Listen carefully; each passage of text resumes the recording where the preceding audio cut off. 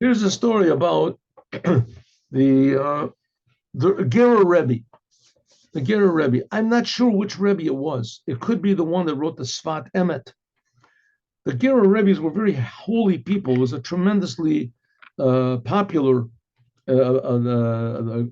Chassidic group in Poland, and most of them were killed by the Nazis. Even though they came back, they made a big comeback, and it's very also it's very a very large group of Hasidim, and the Rebbe's are usually very holy people. Back then, especially the word. Anyway, so someone came into the Gera Rebbe, and he said that the story must have been 100 years ago, 150 years ago, and he said that his son was dying, and he had a terrible disease, and he brought into the Rebbe the X-rays, and he showed the Rebbe the X-rays, and the Gera Rebbe looked at the X-rays, and he said, "I don't see anything. I don't see anything wrong." So the Chassid immediately took, "Thank you very much." He left. He went home and said the Rebbe said he didn't see anything. I showed him the X-rays. There's nothing there. My son is going to be healthy. Made a big party, called all the Hasidim together, spent a lot of money.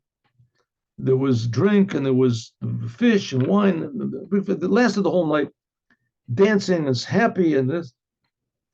And in the morning, after a day or two, whatever, sure enough, his son, just like the Rebbe's blessing, the son got better. And the son got better. So he prepared a nice donation to the Rebbe. And he went into the Rebbe and he said, "Rebbe, I want to thank you. Here's the donation." The Rebbe said, "For what? What are you thanking me for?" So the Rebbe, the Ger Rebbe, had an infallible memory and certainly would remember this person. And he came in, said, "Remember, I came in a few days with the X-rays and I showed it to you." He says, "Of course I remember that." He said, "Well, you cured my son." He said, "How did I cure your son?" So, "Well, don't you remember? You looked at it, you said, I don't see anything. You said there was nothing." The Rebbe said, "You showed me those X-rays. I don't understand X-rays. I just said, I don't see anything. I don't know." It could be that he even said, "I don't see anything, God should help," or something. God should help. "I don't see anything. God said that's what it's God. I don't see anything. God will help." He said, "I don't see anything." He said, "I don't see anything. I don't understand X-rays. When I'm a doctor, I don't understand." So he said, "Well, then how did I get better?" He said, "Well, what did you do?" He said, "Well, I understood that you gave a blessing that is going to be better, and I made a big party in it." He said, "That's what cured the son. That your positive thinking and your joy and your certainty that your son was going to get better, is that certainty and that joy that changed the situation. In other words, think good and it'll be good." And so it is with us. There's a similar story with the Tzemach Tzedek, the third Rebbe of Chabad, that someone came in and said all the doctors gave up. And the Rebbe said, "Think good and it'll be good." And against all his nature and the whole of his being, his son is laying there dying. So he thought good, he thought positive, and he made a meal, a hodah, a Thanksgiving meal. And sure enough, his son got better. So if we're in a bad situation, to feel brokenhearted about it, it's okay, but not for too long. The way to cure the situation, broken heart doesn't usually cure the situation. Maybe helps you to pray more genuinely, but being positive and thinking positive and doing positive things, it does. And that's why I think it's very important now, in these ridiculous times that we're in, that there's so much anti-Semitism, that it's coming to tell us a message. And the message is be happy, be positive, do positive things. Women start to light candles of Shabbos. Men start to put on tefillin. Keep Shabbat a little bit more. Do a little bit more what God says, because you're a Jew.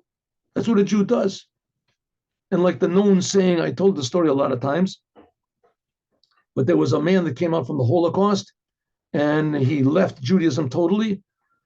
And he heard from the Rebbe, a letter from the Rebbe, he saw it on television, so that a person that does not put on tefillin because of the Holocaust is giving a prize to Hitler. And he thought he's right. Who am I benefiting? The way to defeat evil is by doing good and being happy. And if you think about it, why did the Nazis hate the Jews? Why did these Hamas people, why did they kill all these people they were making a big party, right? Why did they kill them? Only because they're Jews. They weren't doing Torah, weren't doing commandments, they weren't threatening anyone, they weren't claiming the land of Israel, they weren't doing anything whatsoever that even slightly indicated that they were Jews, but they were Jews. They were Jews in their essence. And that essence of a Jew is good.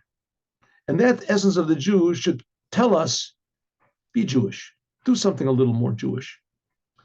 In their faces, like they say. Put on tefillin, light candles. Don't give a prize to the Hamas. Defy the darkness of the world with good and with light and with love. Make a big party and everyone will be cured. Have a good day with Mashiach now.